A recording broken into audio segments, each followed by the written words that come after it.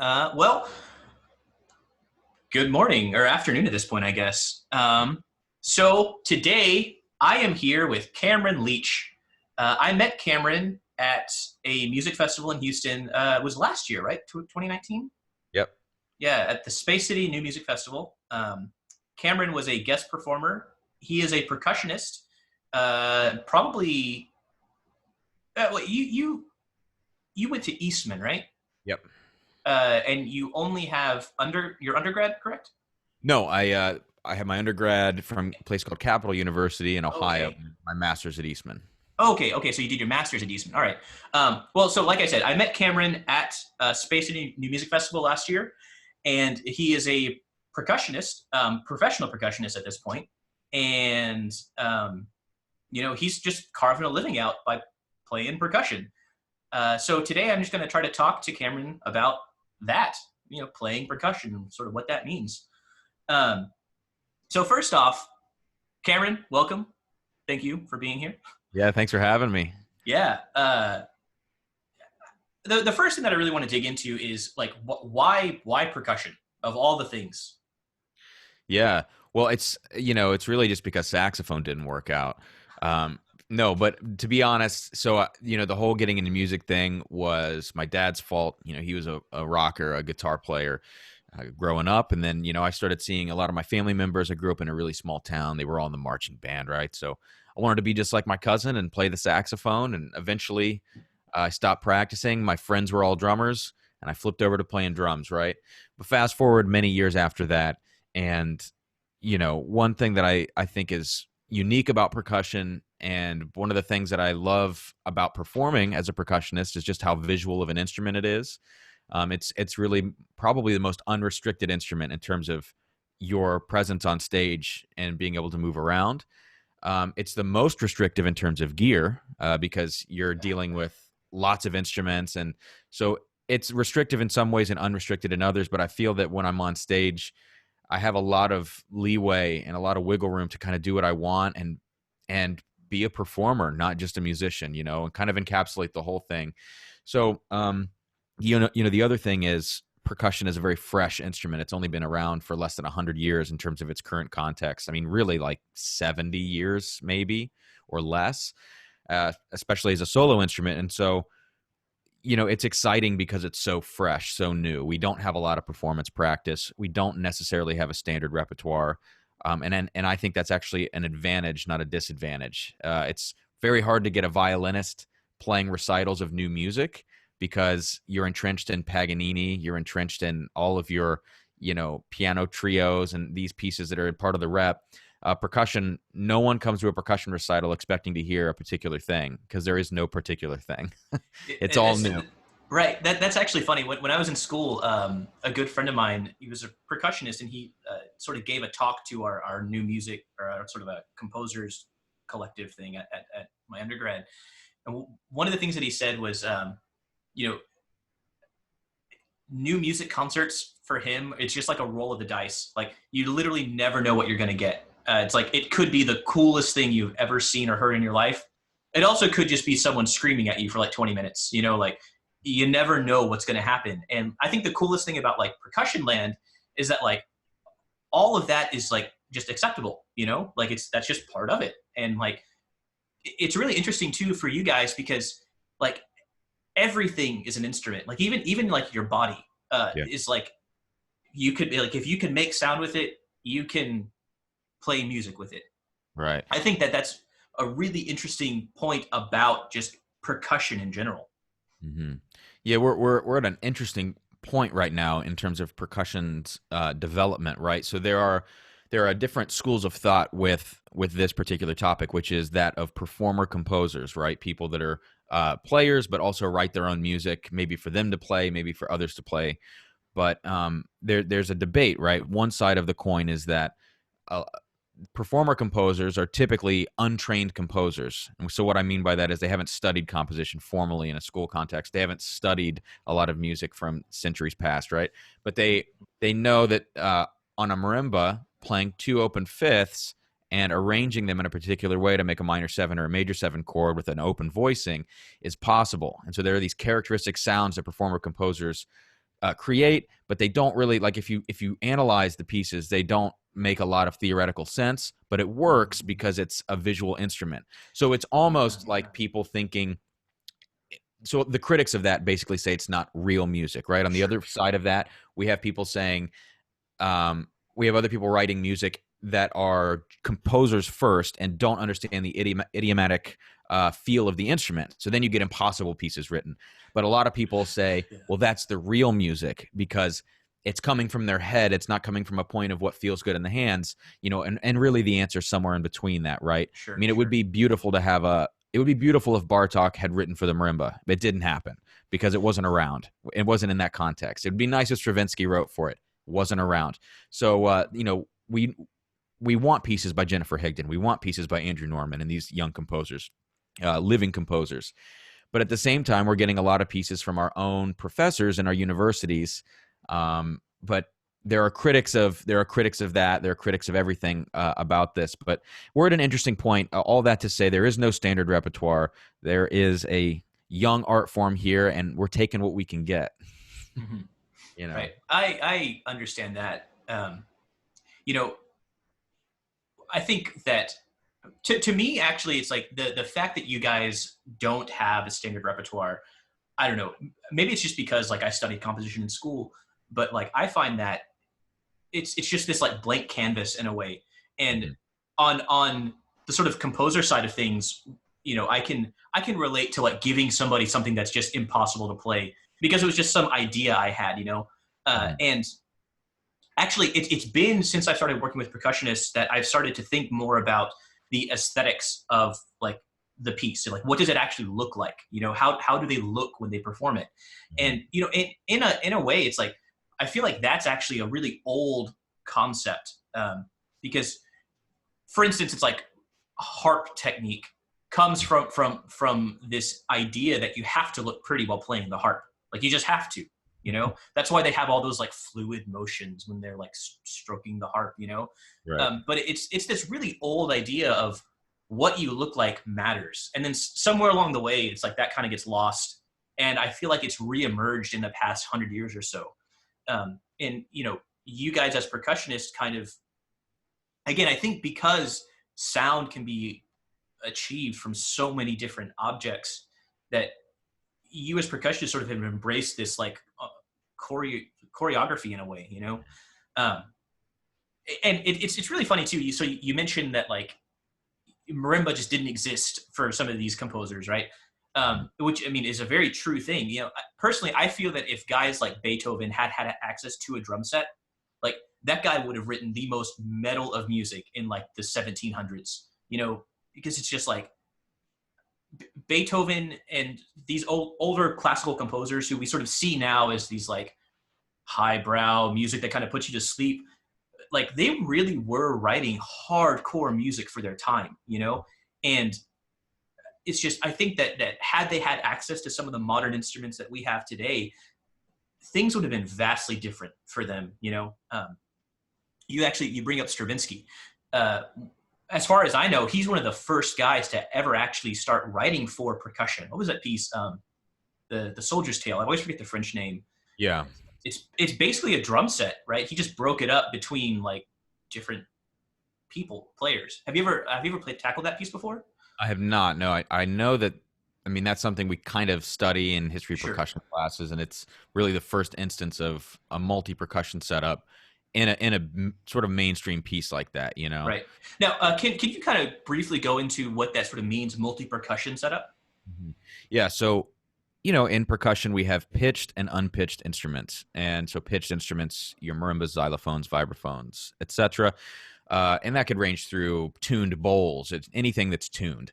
And then unpitched instruments being metals, woods, and skins. So you have drums as skins, metals being cymbals, pots and pans, etc. And woods being like wood blocks or wooden slats, temple blocks, etc. So a multi-percussion setup is something that combines really any number of these things. It's more than one instrument. So you could technically say that a tom and a snare drum is a multi-percussion setup. But by and large, when you refer to multi-percussion, you're probably going to get, I don't know, a vibraphone with a pair of bongos, a suspended Sure. cymbal, wind chimes, some sort of mixture of these instruments. But it's, in Europe, they use the term setup a lot. They'll call it, a piece written for setup or large Hmm. setup. And then, in the US, we tend to use multi percussion a lot. So, but yeah, all of it really just means a varied set of instruments. Sure. I imagine it's kind of like the difference between like a trap set and a drum set. I mean, it's like there's really no difference. It's just Mhm. the name of what you call it. Yeah. That's yeah. Yeah, and one part about multi percussion is that it's a thing you kind of learn in college. The first time you ever play a multi percussion piece, your professor is always going to rip you for one thing, and that is, why did you pick the setup that you did? Right. So a composer doesn't typically write a diagram. You just Right. get lines of music, and it says, here are your instruments, and then you have to figure out what works best.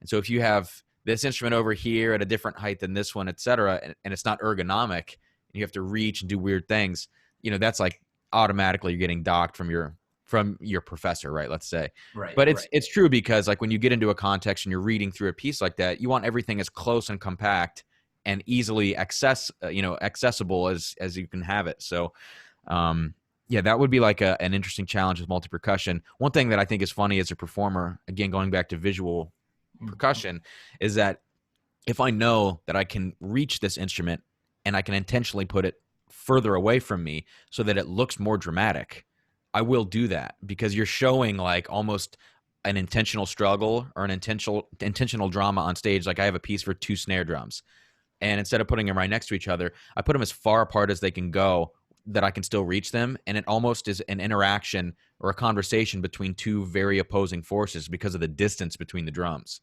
Right. So it's almost a little bit of staging and theater in a way as well. Yeah. Yeah. Right. That's actually a really interesting concept. That seems to be a one of the sort of big principles of modern music is like the performance, the actual performance aspect of it. The what you said, the theater of it. The theatrics. I remember when you put on your concert at Space City. I mean, that was like a big part of your concert, and like it was effective though. It didn't detract from the actual concert. It enhanced it. It enhanced like the experience of everything. Um, I think that again, that's just a big part of like percussion, like what you guys do. It because like it seems that you don't have as much to work with in terms of pitch, for instance, right? Mhm. That's not really true. I mean, you guys have pitch percussion that you can make specific pitches, right? But I think that because of the nature of just sound and timbre in general, it's almost as if that like it's not like you need that extra thing, but it's like that extra level of it just enhances all of like the timbres that you're hearing and all the colors that are just coming out of whatever setup you have. Yeah. Well, no, it's almost just like we'll take what we can get. Like Yeah. people show up to violin concerts, they show up to piano concerts because of knowing the rep, knowing the pieces. And so we need to do everything we can to, whatever it is, get people to our shows or popularize our music, whatever your end goal is here. Yeah, it doesn't hurt to have the option of using a visual element. I will say that the Space City recital you're talking about, I hate calling it a recital, God forbid. The show, right? Yeah. That was I think I did like a shorter set. I probably did like an hour of music or something like that. And it might have all been continuous. I'm not entirely sure, I, but th- I think it something. was.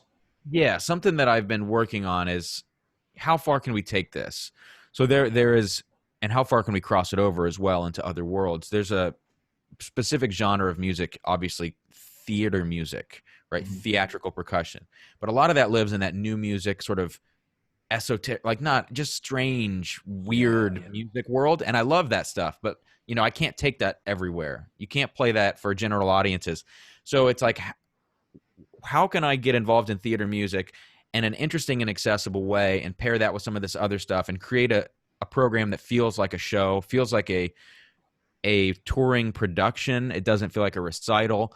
Now, obviously, you need a lot of infrastructure for that. You need lighting designers and all this kind of stuff. But it's like the slow and steady process of almost emancipating. Here we go. Emancipating the sort of standard percussion practice and standard percussion recital into something bigger. And Right. Um, I don't think we've gotten there yet, but there are a few of us that are really shooting for that, and I think that's the direction that the popular form of the art needs, because the academic form of the art is always going to live in academia and will always do okay because it is funded, you know? Yeah, So, yeah. No, that is, while in itself an entirely different discussion, like it is a very real threat. I think, you know, the the academics of this stuff, it's like that will never go away. And like you're right, it will always be there because like it's like there is always a place that will be made for it, you know, even if people don't go to it. It's like it still exists and it's there. Whereas like the actual performance side of things, you know, that can come and go. Because it just depends on like your audience, you know, and like, does anybody actually want to listen to this stuff? yeah. Uh, that's again, a very real threat. I, Yeah. again, as a composer, you know, I try to, like, I have to walk that fine line because it's like, sometimes there's like a really cool idea that I think is awesome. And like, you know, I just want to go into that idea, right, and see how much I can get out of that idea, right? But it's really not, 9 times out of 10, it's not that interesting to listen to. Whereas like, you know, sometimes you just gotta like write that nice little poppy sounding piece of music that like draws people. You know, Mhm. it's almost like you have to figure out a way to fund the art you actually want to make. You know, that's Well, I that's the think it trick. depends on like, do you want, number one, do you want your music to get played? So that means you got to study the performer side of it, right? And Mhm. write music the performer wants to play. And then number two, do you want it to be heard? So I could play it and I could play it for an audience of one person, right? But if you make your music to the point where the general public wants to hear it, then it'll get heard. You know, it's like, but Yeah, at the same time, I recognize that some composers, it doesn't matter to them for their music to get heard. It just matters that they've created the music because it's what they wanted to create. And that's fine too. It's just, yeah, what's your goal? And as long as you know that and you understand the consequences of your goal and what that might lead to, it might lead to no one hearing your music. And if you're cool with that, I'm cool with that because I like the piece, you know, as the sure, performer. right. So Yeah, it really is like a fine line that I think both performer and composer have to yeah. walk down. You know, because I'm sure like you've got pieces that like you absolutely love, but just no one cares about. You Yeah. know, and like And I I don't mean, play it's a them. shame. Yeah, it's a shame because like you don't play them because like no one cares about it, right? But it's like it's an amazing piece of music. You know, it's just no one wants to hear it, which is so sad. Yeah. Uh, yeah. And Anyway, I work the hardest for those on stage too. I mean, it'll be an yeah. 11 minute piece in 4 parts, multiple simultaneous tempi going on in certain variations, all sorts of madness, right? It took me Right. 6 months to just learn the notes. And that's the piece that everyone in the audience is like, Yeah, you get like a smattering of applause, and you're like, "Thank you, table six." and then I go up there and I dance around on stage and act like I got a bouncy ball and do body percussion. Everyone loses their minds. It's like, Yeah, right, right. okay, well, priorities, you know? So Yeah, I either got to find a way to package that hard piece better and make it more accessible for this audience, or it might just not work for this audience and it might have to go on an academic recital only. hmm You know, hmm kind of and sucks. we find that word again, recital. Yeah, there it is. Yep. Yeah. So, okay, most of your experience here, I guess, most of your experience, as far as I know, with music is more so as like a modern performer. Mhm. You know, again, the history of percussion doesn't really extend that far back. Uh, for the most part, you know, like Mozart and Haydn, they kind of had timpani. That was Mhm. about it. You know, it's not really until like I guess like 1920s really that we start to see percussion be like a big deal in the academic world. I think that the sort of pop world kind of accepted it a little bit earlier with like drum set and like jazz, for instance. There was this whole like thing about, you know, the sort of Afro-Cuban rhythms and whatnot, and like that it was easy to dance to, right? So people could like latch onto that, and that's becomes slowly is becoming more of an accepted idea in academia. You know, I really think that Stravinsky, I guess, is the first guy to really start exploring those ideas. Um, Now, you as a performer, what do you What do you actually prefer? Do you prefer these sort of more academic, esoteric things, or these more sort of popularized, widely accepted types of Hmm. pieces? Yeah, I mean, you know, again, yeah, of course it depends on where you're playing in your audience. For me, I grew up as a drum set player first, and so you can already see where this is going to go. Like I grew up playing punk, and then I went to metal, then I went to death metal, and I went to the extreme that I could go to. I love the energy of being on stage. This is what I Mm. thrived on. So yeah, I mean, when I get on stage, I want to play the music that people want to hear. And so in order to sort of bridge the gap between my love for academic music and kind of this crazy marimba stuff, if you want to call it that, like that you would see on a senior recital, master's recital, Yeah, to right. bridge the gap between that and then like playing pop music on marimba, which I think is like a little extreme, and not so satisfying. That's why I play a lot with electronics, because I just think that like I can expand everything I do a millionfold with whatever I'm playing with. And as long as my miking on stage is good, or like the sound blend is good and it comes off well, I can get a particular piece written for me that really showcases certain styles. So like I have a 10-minute, 12-minute piece that's like EDM, right? And I have Yeah, a ginormous setup and I'm running around and I'm playing like with this EDM track. You could hear this piece in a club.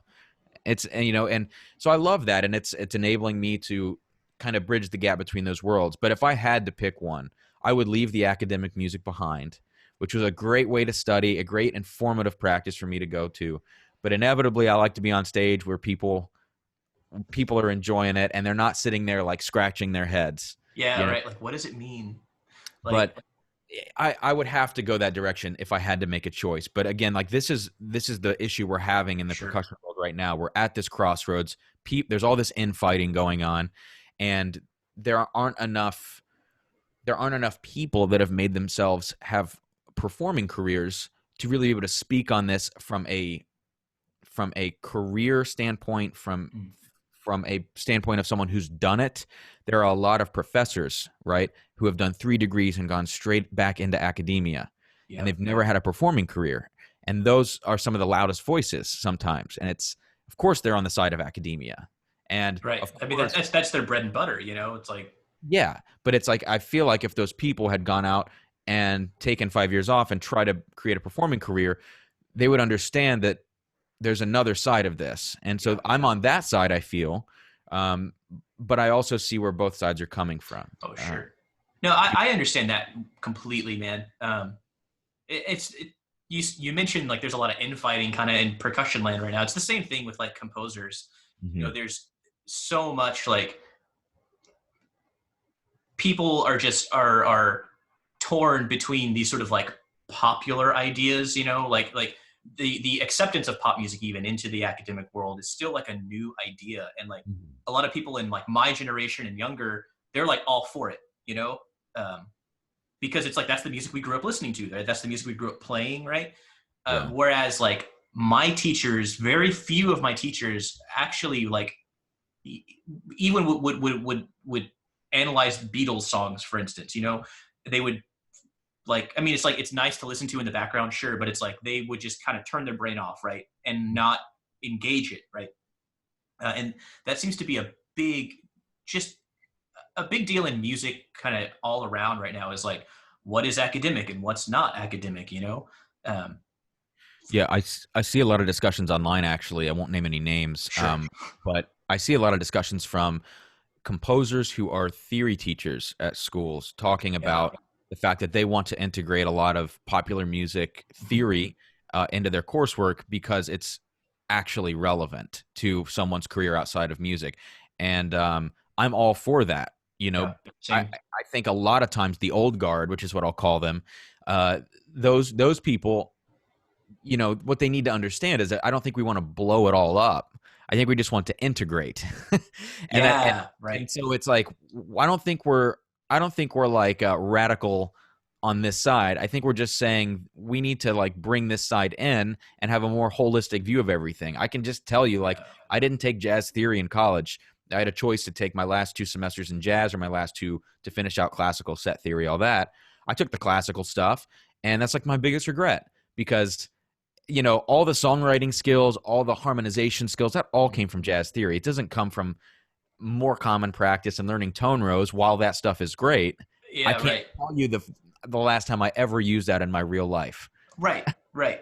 You I know? completely understand that 100%. It wasn't until grad school actually that I really started getting into jazz like theory, and then I realized like how much more practical it is, you know. And for me, that's actually been a big deal lately. Is the practicality of all this stuff that we're using, you know, because it's like there is a place for like the 12 tone method and Mhm. you know all of these different types of theoretical ways of writing.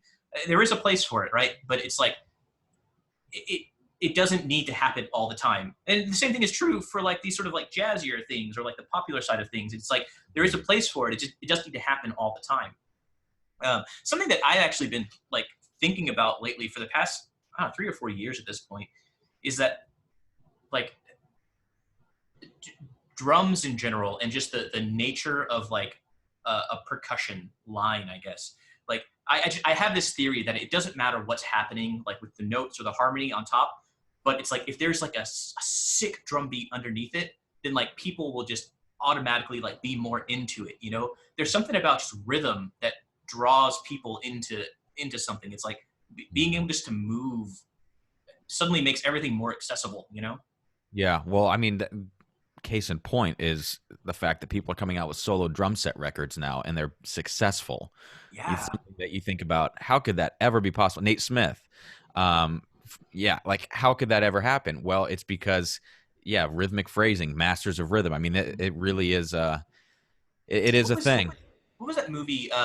Birdman, I think, with Michael Keaton or whatever. I haven't Um, seen it, but I know what you're talking about. yeah, it's like I can't remember the composer's name for that movie, but it's just drum set the Yeah. entire time. I've heard Um, about this. It won whatever. yeah, it won best film score or whatever that. Yeah, and that was like a big deal. That like shook up the music world. I remember like when that happened, it was like right around the time when Kendrick Lamar won the Pulitzer, I remember, and like there was just a ton of like stuff happening all over like in the music academia in that sort of land. But Yeah, you know, I think it goes to show though that how important just the idea of rhythm is in music and just art in general. You know? yeah. You know, and with all this maybe perceived academic bashing that I'm doing or you're doing, which I don't think that's what it is. Oh I, no I no no no. think it is worth saying though that you know, without the people studying it, without these academics, I mean, it wouldn't be anywhere. So it's such a valuable thing. I just wanted to throw that caveat in there because Yeah, right. you know I know I've said a lot of things so far. So Right. No, I agree 100%. It is extremely important to like understand the nature of these things. You know, again, I think the academics they have a place. It doesn't need to happen all the time. It's the yeah. same thing with the popular side of things. Um, so let's see. Well, one thing I'll say too Oh yeah, is you know we were talking about Stravinsky and kind of the development of percussion, and you know Stravinsky, Rite of Spring, 1913, like great percussion writing, really intense stuff. And the first time we kind of see percussion get taken out of the back of the orchestra, or or I guess just featured even more, would be 1931 with Ionization by Varese, right? yeah. And so this is the first, I think it's 13 players. This is the first time we see a giant sort of percussion ensemble piece like this. And, you know, one of those things that's worth mentioning is just the cultural melting pot of the jazz, the development of the jazz scene in the South, right? Where you have Chinese toms being imported, you have bongos, you have the Chinese temple blocks being brought in as traps for drum set, which is where the term trap set comes from. And all of that stuff being developed and put together in essentially what is a multi-percussion setup, which turned into the drum set. Then the composer started taking that and seeing that these instruments from different cultures paired well together. So you start getting an ionization with Varese. You get claves alongside bongos. Okay, that's a pretty normal combination. Then you get gongs. Okay, wait, we've gone from Latin to Chinese. And you have all these things in between, military drums. And that's Whistles, sirens, like oh, everything in yeah. that piece. Yeah. So it's the first time that we start seeing like everything come together. And that was pretty much the birthplace of modern percussion in a lot of ways. Yeah. Now, So, I think what's really interesting about that piece is there's hardly any like melodic content to it. It's all like colors and sounds and timbre. And I think that, you know, that's one of the most important aspects of percussion playing, is that you guys deal so much more with timbre, I feel like, than any other type of musician, aside from the composers, you know. Like, I think timbre is such an important part of how you guys perceive music, and even down to like the types of drums that you choose. You know, you were talking about like the setup that you choose earlier, and it's like different congas, for instance, have different sounds, right? So which of these congas do I need to use for this particular piece, and so on and so forth. Like, you can play that game for hours, you know, days, weeks, even, just trying to find the perfect sound. So how do you approach something like that? Like, if you were to be, let's say, if you were to play ionization, for instance, and you only had to use stuff that you had access to, right? Like, how would you approach some of these instrument choices, I guess? Hmm. Yeah, that's interesting. I guess first off, you really couldn't play it because you need to have like gongs and like drums and I might whistles. have almost everything needed, actually. Believe it or not, in my basement. No, I do believe it, man. minus the grand piano and Mm. a couple of the gongs, you know. But yeah, I don't know. I'll kind of be broad about this. So, Sure. yeah, the biggest thing that we do learn in school is this timbre thing, right? I mean, of course, rhythm and all that, but you very quickly realize as a percussionist that we don't have the same note challenges as people. It's usually like target practice as opposed to, you know, finger placement and all the kinds of Yeah. hardcore variables you have on a lot of these other instruments, and embouchure, you know, tension and all that kind of stuff. Right. Right. So, um, I think very quickly you learn that it's a timbre game, and then from there, yeah, it comes down to like, okay, number one, what instrument are you going to choose, and understanding like what kind of wood produces a darker, warmer sound, how many plies of wood is going to do this, the rounding of the bearing edge on the drum, all that, and then you choose the implement for that, and then you figure out where you're going to strike the instrument with that implement to get whatever sound. So, you know, to train that really just requires a ton of listening and a ton of like criticism and open discovery and all this stuff. Like, I mean, I will just sit down with a drum when I'm learning a new piece on an instrument that I haven't played very much, maybe a particular hand drum, and I'll just experiment for like 2 or 3 hours a day before I even start learning the piece, and just work out like, what kind of sounds can I make on this. And then another interesting thing is again, open discussion with people. So like, let's say you're watching your teacher play a bass drum a certain way, and it's in the practice room, and you're like, okay, and they can tell you, oh, play it this way, but then you see them in the orchestra do it, and you realize, oh, that bass drum note's with the bass trombone, and so there's like a really sharp attack on that bass trombone's note, and then it whatever, and you can see, oh, that's why he's playing here, because he's getting a little sharper attack on the drum to mimic that. So it's like orchestration, and that's the point that I want to get to, is percussion almost becomes an orchestration game, where like if you're playing one instrument in the orchestra, you're with someone else. You're supposed to sound like someone else 95% of the time. You're not probably your own color. In a multi-percussion setup, you have, let's say, 10 instruments, and you're playing a solo for those 10 instruments. You're orchestrating. You have a singular rhythmic line across different instruments or whatever it is. So I just think that, you know, it's so you can't really quantify what that looks like, what the study of timbre as a percussionist looks like. It's this really weird, murky thing that we kind of go through. Yeah. And you know, in a way, it's like that's kind of like where our modern notation system fails, right? Because it's like we can't notate timbre, for instance. Like there are methods that people kind of experiment with, right? But it's almost like you have to relearn how to read music in order to sort of get into those methods of madness in a way. And there's so much freedom, it seems, that's left to the performer when it comes to percussion. Just again, something as simple as like, where do I hit the instrument, right? It's like, I know that I need to hit it at this time, but like, how do I hit it? Where do I hit it? How hard do I hit it? What do I use to hit it? You know, all of these different things, it seems like it's most of the time just left up to the performer to sort of figure out like what sounds best. So whenever, like you said, whenever you learn a new piece, you sort of sit down just with an instrument that you're unfamiliar with. If it's for a piece, if it's for an instrument you're unfamiliar with, right? You sort of sit down and just kind of get familiar with the instrument. What are some ways that you kind of go about doing that? Yeah. Well, I'll say let's take for instance a multi-percussion setup, right? Um, because typically that's never going to look the same from piece to piece. You know, if someone writes a marimba solo, you're playing it on a marimba, and it's not really going to change that much. But multi-piece is typically always different unless you specify to a composer, I want you to write for this setup, these instruments set up in the same way as the Xenakis Raybons B. You know, that's what I want. Right. And that does happen because it makes your life easier as a touring musician to have the same setup. Yeah. Right. But let's Less say moving pieces. yeah, exactly. But like, let's say I learned a piece last month, and I had like 3 metal bowls, 4 bottles, 4 toms, and then 3 foot pedals. So it was this really interesting setup, nothing like I'd ever played before. And I started learning the music a little bit, you know, here and there, kind of reading through, first read through. But what I did was just improvise on the setup, like just start playing around and feel like, okay, this is what happens. Like, what if I need one hand on my bottles and one hand on my bowls, and then try a couple rhythms, do some things. Okay, now like move to instrument. Now, what if both hands need to go on the bottles, but I need to play this 3rd foot pedal, and then I stand in that awkward position. And it's like, okay, so that's how that's going to feel. And then we Right. get Yeah. to music, and 9 times out of 10, all those things have to happen. So Right. it's good that you improvised, good that you figured that setup out.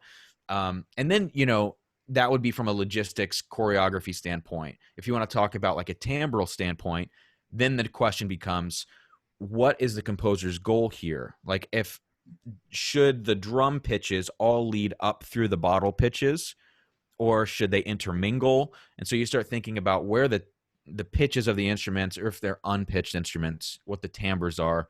Should they be similar? Should they be different? Sometimes people say, I want you to play on 4 drums, and that's all they say. Maybe 4 skins is a more general term, whatever they want to Sure. call it. And then you have to make a decision like, should I have a bass drum, a floor tom, inherently different instruments, a conga, and then a high bongo, all different instruments? Or should Right. I have 2 congas, 2 bongos with skin heads? Those are pretty similar, Right. Right. similar sound. So it's like, you know, a lot of that then comes down to calling the composer, if you can, and saying, Yeah. hey, what was your goal here? And a lot of times, you know, they'll have one in mind. A lot of times they won't. You can figure it out. But, you know, and then in terms of notation and things, yeah, sometimes a composer will specify, I want this at the edge or this with this implement. And if it's done in a way that is feasible and possible, and it gets the point across, Yeah. then I'll Yeah. do it. But if a composer over notates me and over restricts me, and it doesn't really come off anyways, and it's a lot more effort on my end, I'm going to call them and say, hey, like, can we not do this? Can I do it my way? Because I think it's going to actually come off better, Right. you know? Right. You know, that's actually really Long-winded. interesting. That yeah. That's a really Oh, I think I interesting. lost you. I think you're Oh, frozen. I'm you're still here on my end. Can you still hear me? You there? Yeah, I'm there. Are you there? Cool. Yeah. Yeah. You froze Okay. for about, I don't know, 30 seconds. Yeah. I'm getting a message that says my internet connection is unstable. Yet here I am, still stable. But how was I going to say now? You were talking about composers and over notating. Let's see. Oh, one of the most important piece of advice I ever got, I guess, was like 9 times out of 10, the performer just knows how to make a sound happen way better than you will ever, as a composer, you will ever be able to even conceive that sound, right? Yeah. Like, you just tell them what you want, the type of sound you want, and like they will 9 times out of 10 just figure it out, you know. Mhm. So me personally, I always err on the side of like, I guess, not enough information, because I would much rather have the performer like interpret things, you know, the way that they sort of want, because like it's all of this stuff, like where you perform it, for instance, matters, right? Like different halls are going to sound different. You know, is it a dead space? There's a live space, and like, you know, these drums are going to sound different in these spaces because of just the way that sound travels in them. You know, and I think that leaving it up to the performer to figure out is 9 times out of 10, you know, the best way to kind of go about some of this stuff. Uh, I don't know. Me personally, again, I find that leaving that to you guys will yield better results overall. Yeah, no, I agree. I think Yeah. we we spend our lives doing that, you know, and Yeah. Yeah. And it's fun. It's fun for us, actually. It's actually less fun for me to be restricted by what a composer wants in the Yeah. timbral, because yeah, you want to. That's like kind of our way to put our stamp on a piece in a way. Yeah, right, right. And maybe it's just because most of my performance experience comes from this like jazz and like rock setting where like, Mhm. you know, in a similar way to you, you said you sort of started off by playing drum set basically, and it's like that was the same thing for me. I started playing electric bass in a garage band when I was like 14, and like just figuring it out, like, oh, this sounds good and this one didn't sound so good. I don't want to do that one again. And like just getting to know your instrument. I think it's really interesting also how you say like getting a new piece and learning how to improvise on like a setup. That's I feel like a lot of classical players don't have that mentality, or at least it's like maybe it has manifested in a different way. When I was learning how to play double bass, for instance, or just I guess bass in general, had to been several years ago. Like when I was learning how to read on the instrument, basically, my teacher would just say like, yeah, pick a key and just improvise in that key, and like learn where all the notes, like learn where they are, and like I don't know, that exercise helped me so much, just being able to navigate my instrument and just figure out like where I'm trying to go, how to get there. Something I Yeah. think is really interesting. What you said is like, sometimes like if you have to like bunch up on something, or it's like you have to stay in this really awkward position, and like again, the same thing is true for me at least. Going through some of this bass trials, I guess, was like just Mhm. learning how to be comfortable in these really awkward positions, and like how to just navigate your instrument.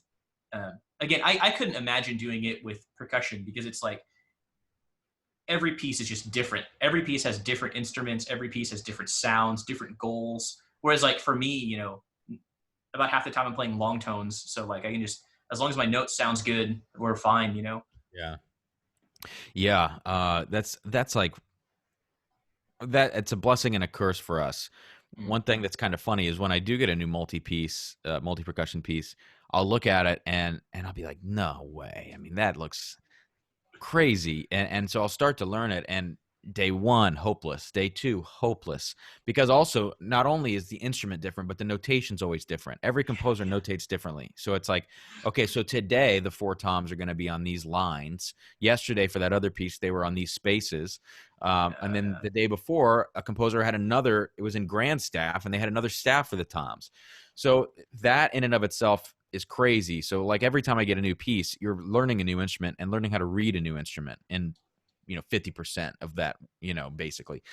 Right. So it's that is a big challenge for us. And by day 3, 4, 5 of kind of going through a new piece, you start to get your feeling, you get your bearings in that new notation, and it gets easier. And it's an exponential increase because you've done it so many times for other pieces. But I tell you what, it's frustrating.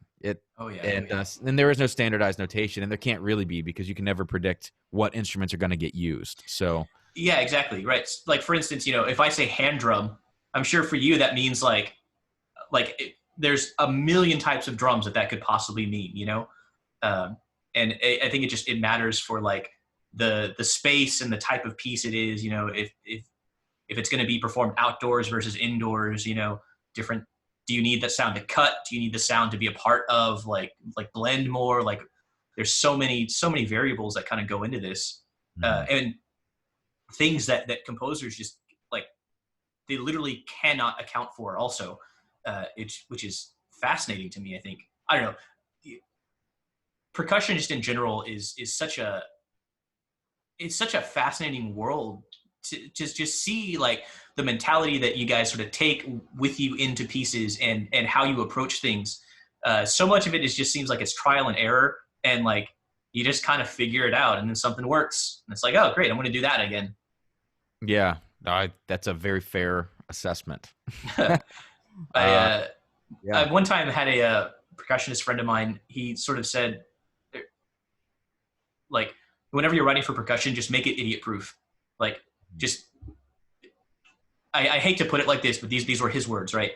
He's like, just assume that whoever's reading it, like that they don't know anything about music, or they don't know anything about like playing something, So just try to make it as idiot proof as possible. Um, which is like one of the challenges that people I feel like have when they write for percussion, because like, how specific should a composer get and how open-ended should they be, right? Because if it's too open-ended, then the idea of the piece will get lost. Yeah. But if it's like you said, if it's too closed, then it's going to be impossible to perform.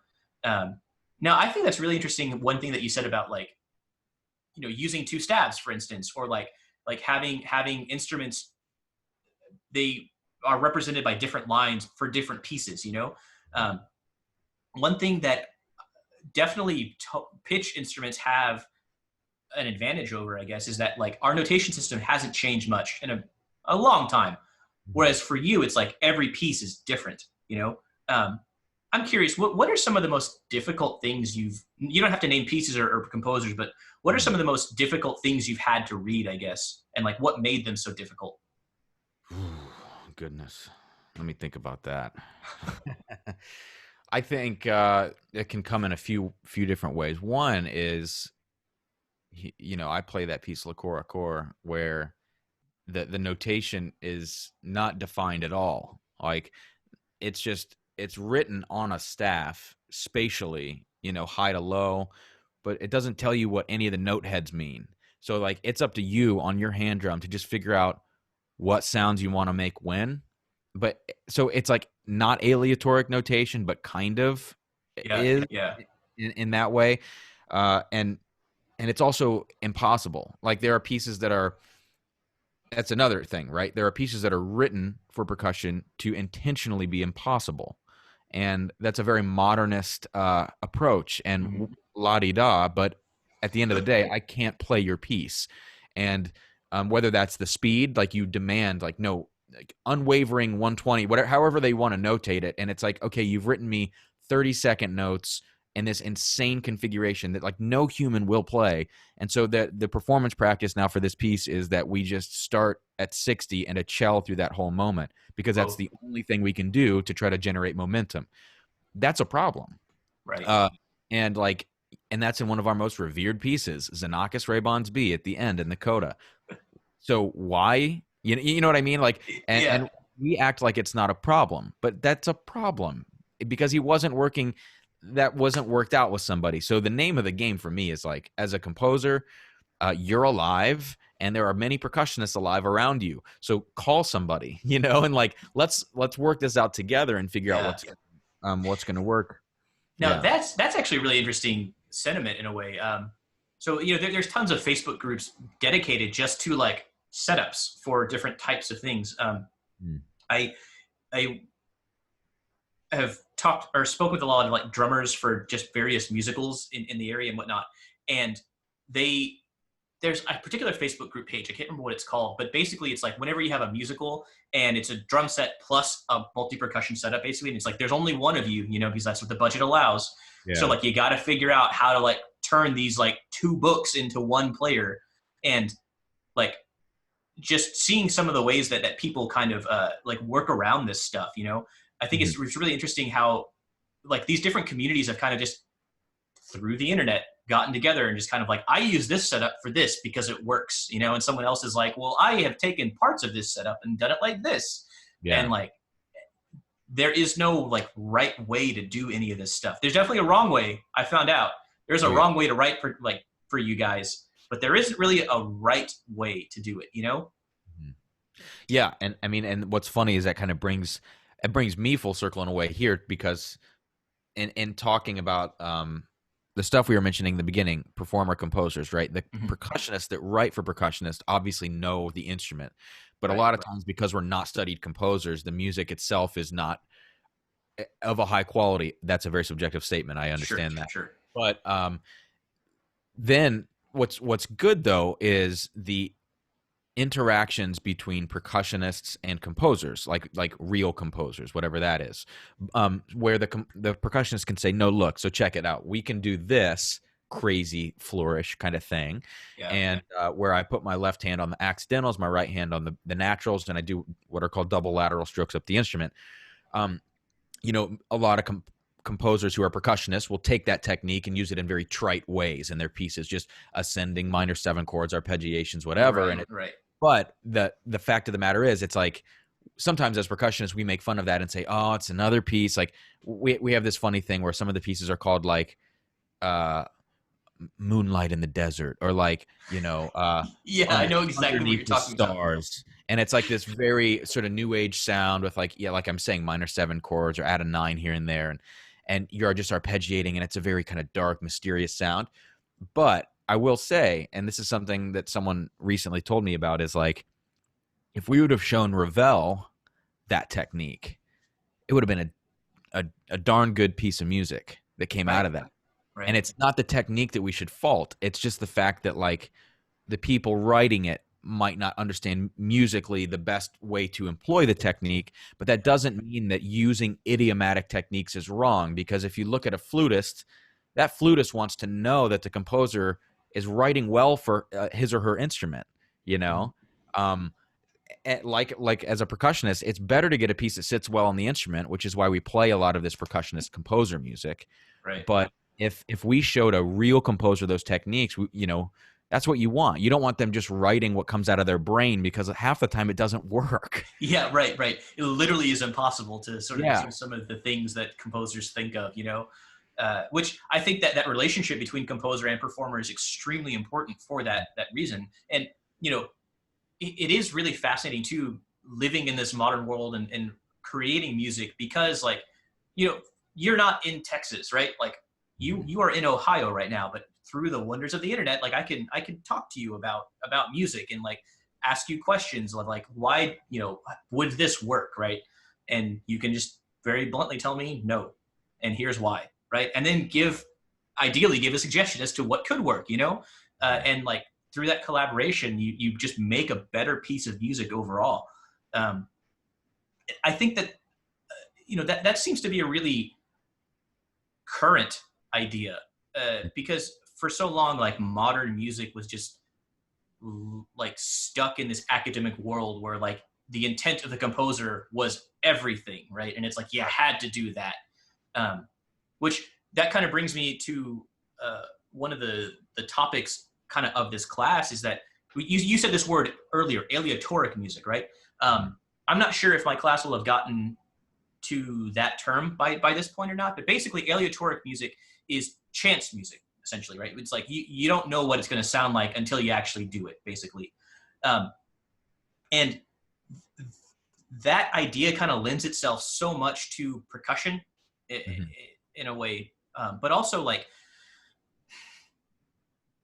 so one of the composers that we talk about in this class is a guy named John Cage, right? Who for percussionist is a big deal. He definitely was one of the guys that took this music and started to utilize percussion, right? Like, I think you have a recording of a performance at Eastman, right? Living room music. I think I showed it to my class one time. I have a recording of that, not from Eastman, but from somewhere. Sure. Yeah. I don't know. Was I in this recording? Yeah. It was you and three other people, I think. I don't remember where it was at. It's on YouTube somewhere. Yeah, it was from Chautauqua. It was this kind of funny concert we put on. But yeah, living room music's a great piece, and it's another one of those pieces like you don't know. It doesn't tell you what instrument to play. Right.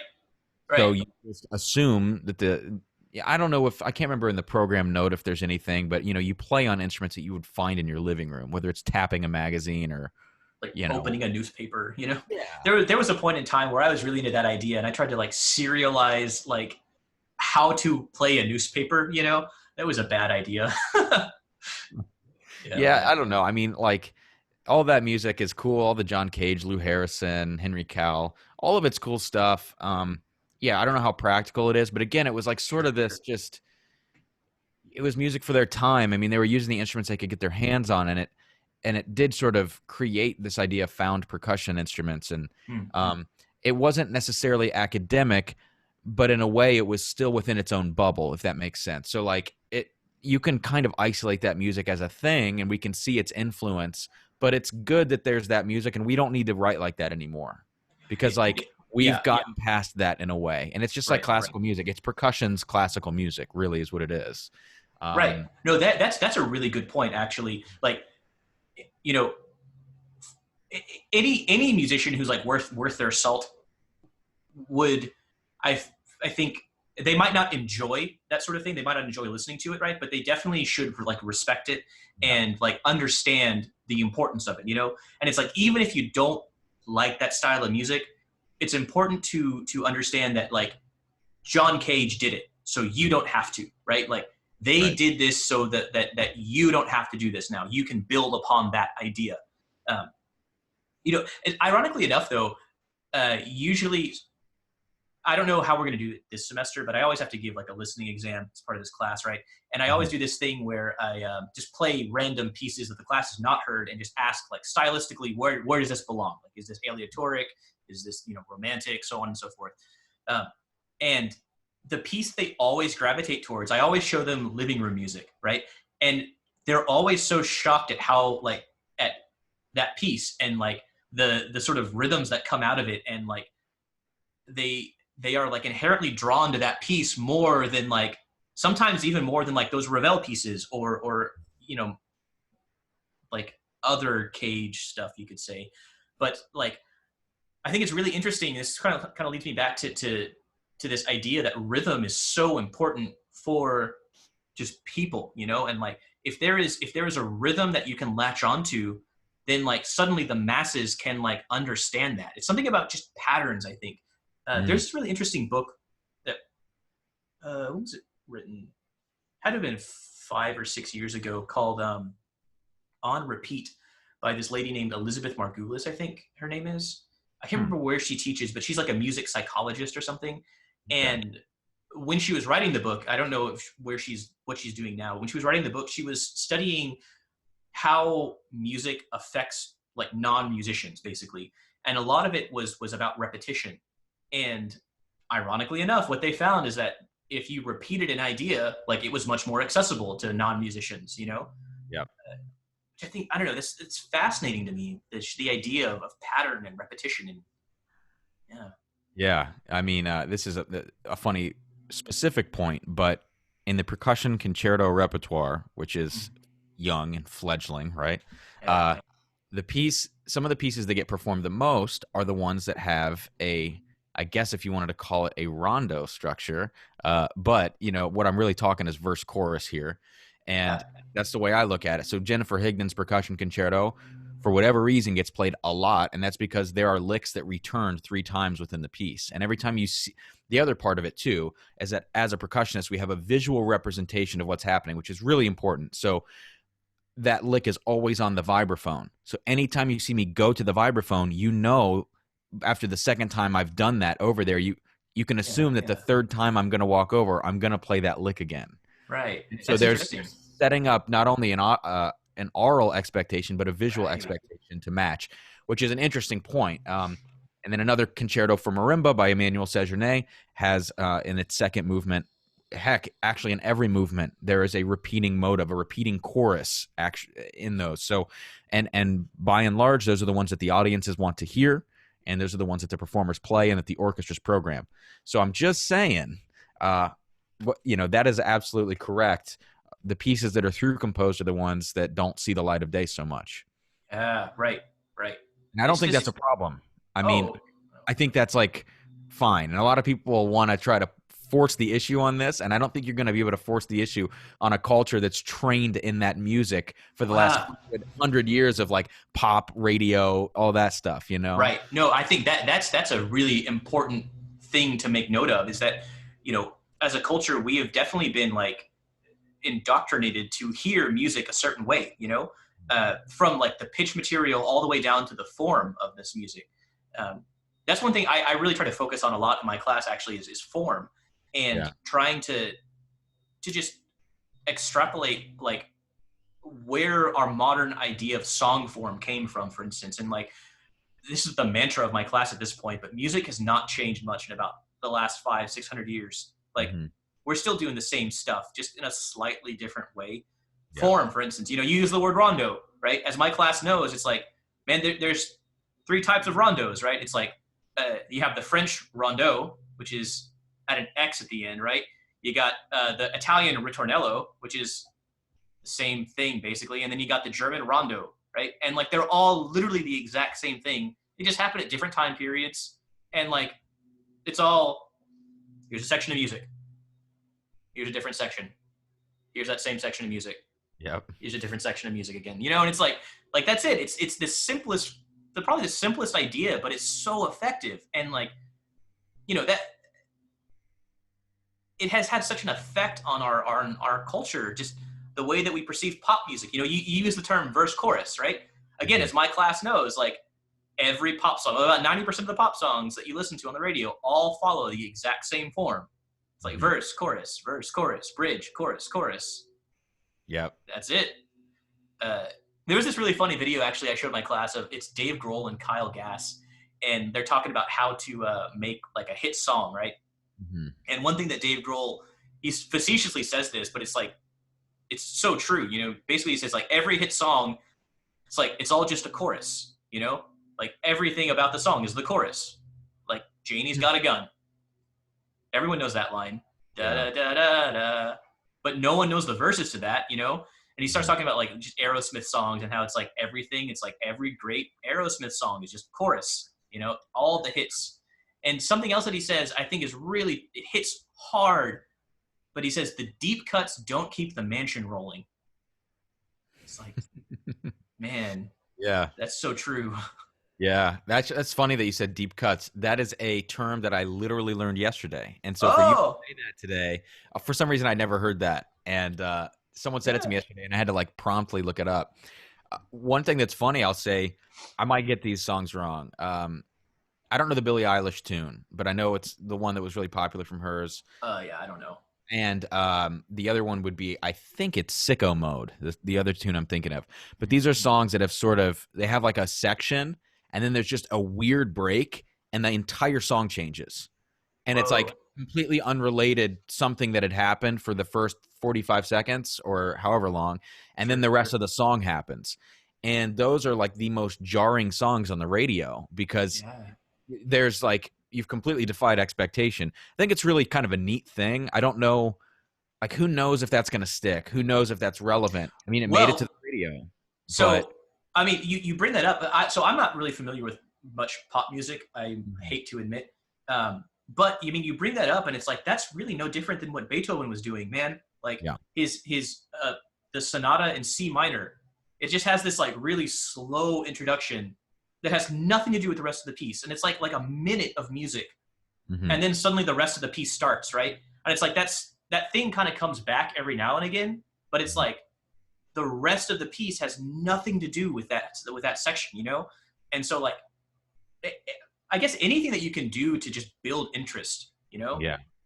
I remember being in college when dubstep was like becoming a thing, and the idea of like the beat dropping, you know, that was like a big deal at the time because it was like, you know, it would sort of like build up to this point and everything cuts out and then the beat just happens, you know? And it's like, it was just this moment that sort of takes you by surprise and it pumps you up, you know? And like, again, this stuff has not changed for a really long time. Well, yeah, I mean that's your perfect authentic cadence, and your deceptive cadence is when the beat doesn't drop and they prolong you, or that's a fake out. You know, I mean, it really is that. Yeah. It's funny, man. It's all expectation or subverting expectation, tension and release. Those things have never and will never change about music. I truly believe that. You know. Yeah. Tension and release, man. That's what it's all about, really. Yeah, and you know, form is one of the most underappreciated things I think as a student. Like you go through music and the things that are clear to you as you're grinding through your scales in the practice room and everything else.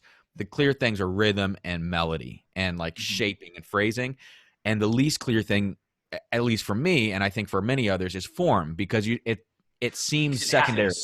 Yeah, it happens on such a large scale, and like you're always in it, like here, you know. Whereas the form is just, it happens over Yeah. time, you know? But when you can out of body experience, Mhm. when you can astrally project, right, and get out and look at the music from a much wider perspective, and you can see the form. Like the minute that I started doing that at the end of my sort of time in school was like when everything opened up to me, because then I started thinking about, okay, big picture, breaking things into sections in my mind, and you start webbing out the pieces, Yeah. micro phrases, all the way up to the big arc of the piece.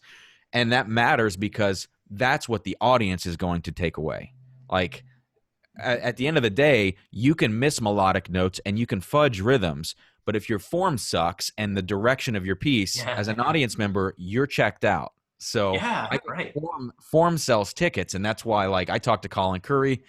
He's the #1 percussion soloist in the world, touring as a concerto soloist with orchestras. And the most important thing he always talks about is like clear and definitive and readable form for an audience member. Mm. Like we talk about it, he's like, the form of this piece is great. And when he says that, I like, that's going to be a good piece, Right, you know, right. for these new concertos that he's getting written for him. But I Well, yeah, digress. I mean that idea, the idea of form, that's again a very old idea, and the way that I always approach it, I guess, is that form is essentially the formula for a piece of music, right? It's it's the a squared plus b squared equals c squared for a piece of music, Like Mm-hmm. once you have that large scale form, it's almost like as a composer, it's like painting by numbers in a way. It's like great, I know what I want this section to do. Mm-hmm. Now just put the notes in, and like kind of see if it works. And if it doesn't, great. I'm just going to change some of these notes and then kind of try it again. But like the form is still there. I think that is such an important part of, well, not just music either, just art in general. Yeah. One of the things that my class we sort of dig into is like sonata allegro form, right? This is like every music student form 101, right? First thing we kind of ever talk about, sonata allegro form, right? You have those three big parts. But something that I have come to this realization, I guess, in the past couple of years is that it's really just like writing a paper or like a story, because like the very first part of your form is called the exposition, Mm-hmm. right? And what happens in an exposition of a story or a TV show or a movie, it's like it sets up all the characters, it sets up the scene, sets up the mood, like exactly what's going to happen after the exposition.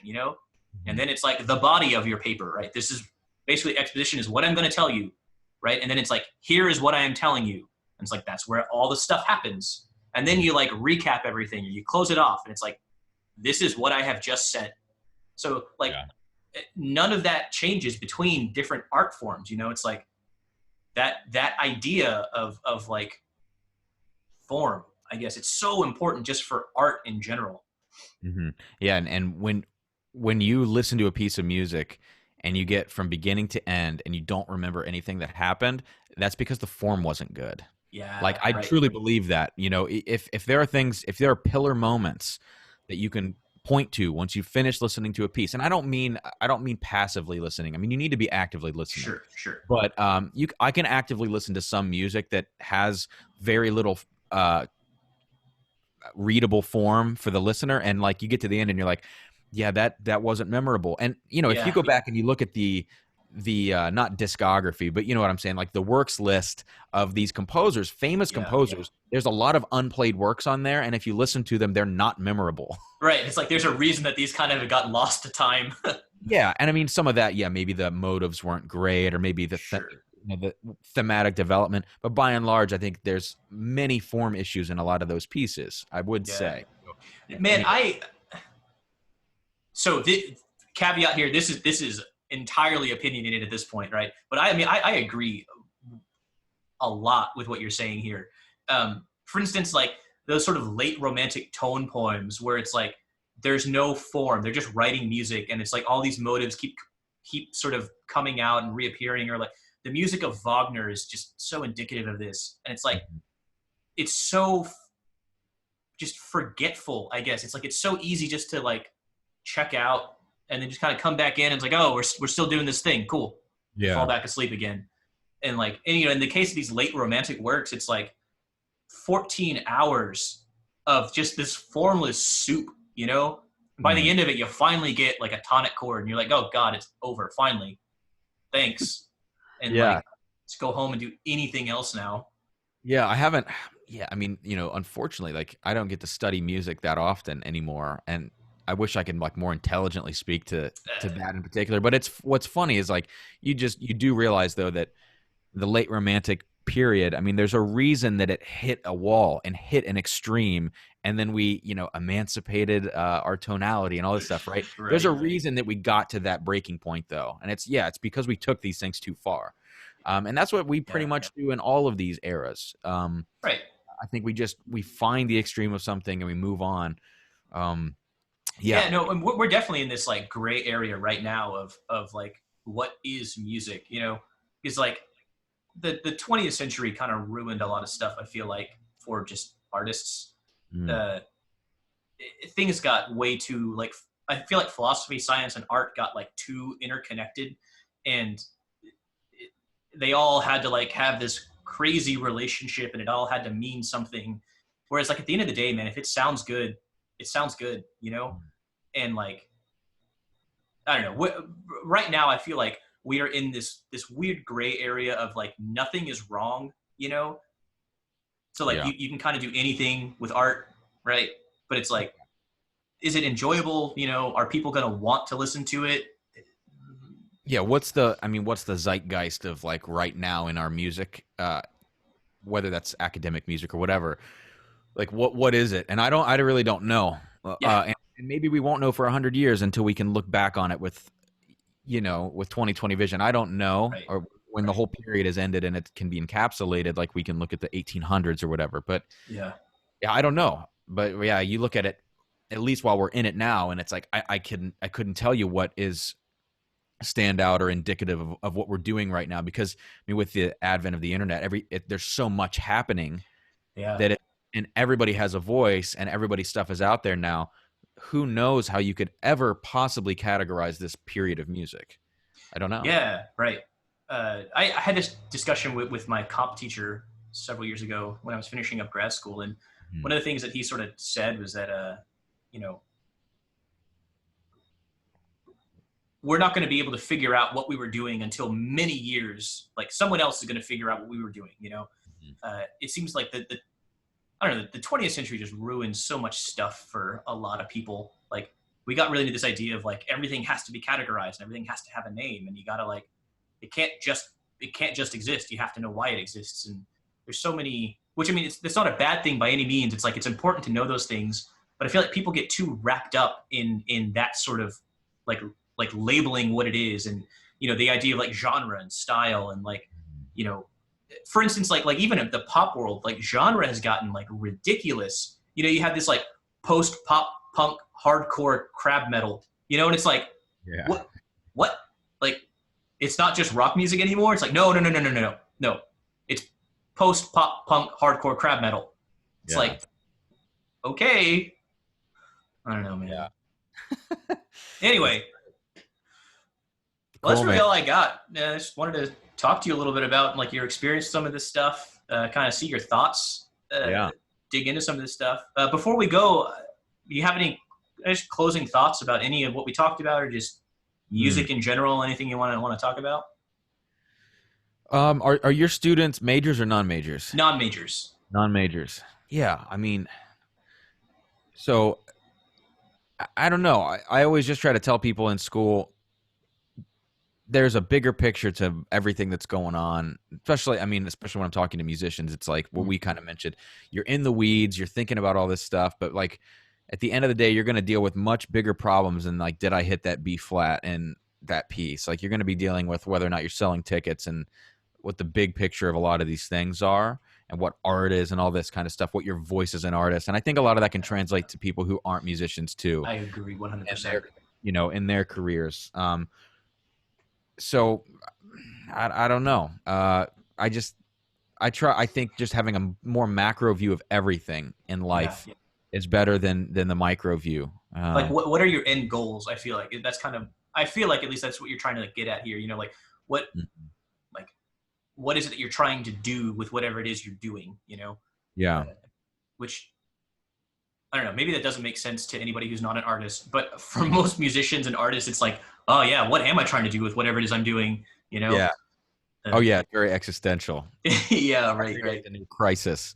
Uh, Yeah, man. so I don't know. I mean, I that's guess all. for my students, for instance, I'm not going to say his name, but I got a student that like he sells cell phones. Basically, he sells cell phones at some store. I don't remember what it is. But, it's like what is your goal with that? Like why are you trying to sell these cell phones? Like what is your end goal with this job, right? Or like why are you going to school? What is your end goal with going to school? Like what is your purpose here? Uh, Mm. I don't know. That's what I'm getting out of what you're saying here. Maybe I'm 100% wrong. I don't know.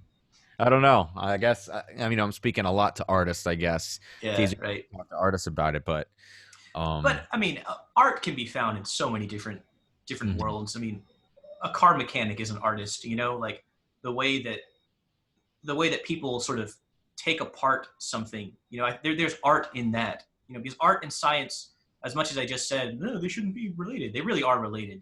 Like there's not that much difference between like different like math and music, for instance. Like there are so many more similarities that I find every day.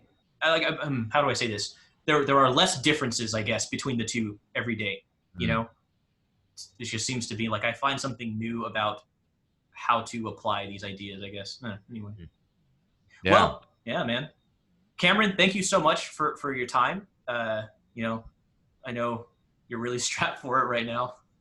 Hey, no, it's good. I've just been shooting a lot of podcast episodes to try to keep Yeah, myself, and yeah, I've got to, this is a weird thing, this COVID thing, in terms of like I've got a lot of time now, and I'm actually like really excited to use it, and I have a like yeah, 2 mile long list of things that I haven't been able to do because I've been on tour and all this stuff that I'm finally going to be able to do.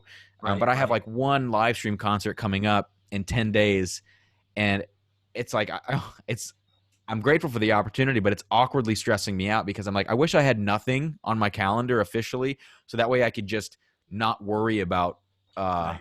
a thing and just do what I want to do for the next few months. But I'm gonna get through that, uh, and then yeah, pursue some other things. But Hey, it's so real quick though, with this live stream concert, is this like a ticketed event? Is this going to be available to anybody? Can anybody watch this? yeah, it's gonna be free.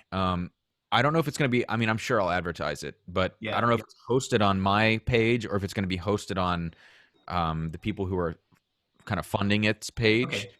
So if it would be on their page, it would either be the Johnstone Fund for New Music or the Streetlight Guild. One of those two. It's kind of murky uh, Okay.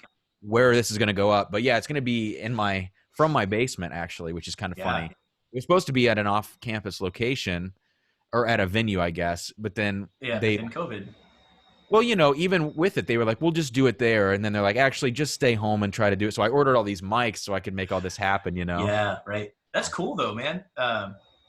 I don't know. I'm going to plug it for my class, and Yeah. because they need to like watch performances anyway. So yeah, man. It'll be a cool little gig. I'll be Yeah. doing a lot of different stuff than I normally do. So Very cool, man. Very yeah, cool. Well, again, Cameron, thank you so much for your time. Well, go ahead and send me links to any like videos or social media that you kind of want to send out, I guess, and I'll include them with this video, and you know, just try to, I don't know, get the word out about who you yeah, are, and totally. Yeah. right on. Instagram's my main thing for sure. So I'm easy to find. C Leach Music is everything.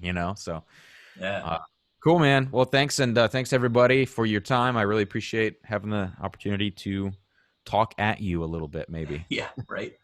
All right, well, All I'm right. gonna Thanks. stop this recording now.